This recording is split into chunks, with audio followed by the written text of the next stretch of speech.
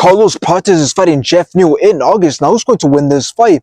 Well, if we're talking about who's going to win this fight, let's take a look at their latest performances, in which Carlos Prates fought Neil Magny, in which Carlos Prates dropped and knocked out Neil Magny in round 1.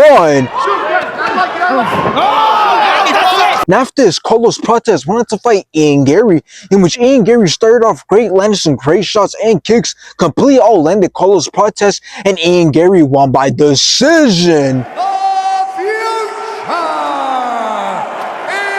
Now let's take a look at Geoff Neal's latest performances, in which he also fought Ian Garry, in which it was a very boring fight. There was no action at all. Ian Garry was just running for his life, but Ian Garry won by decision. Undefeated, the future, Ian. Now after this, Geoff Neal wanted to fight Rafael dos Anjos, in which Geoff Neal dropped Rafael dos Anjos, but then Rafael dos Anjos suffered a knee injury and the rest stopped the fight in round 1. Now, before I get more into this fight, let me just say that I'm happy that Carlos Prates got exposed by Ian Garry, because I predicted it perfectly. I knew he was going to get exposed since he's an incomplete fighter who can't set anything up. All he has is power, but Ian Garry showed that power is not always enough to compete against skilled fighters. You need overall skill, and you need to be a complete fighter to compete at the highest level. But anyways, now that he's fighting against Geoff Neal, he really needs to win, but it doesn't really benefit him since Geoff Neal is only ranked number 11. But anyways, the reason he really needs to win is because Geoff Neal is the older fighter, being 34 years old, and he hasn't had a fight this year. And the other obvious advantage that Carlos Prates has is the fact that he has the size and reach advantage. So realistically, Carlos Prates has been given a fight that he can definitely win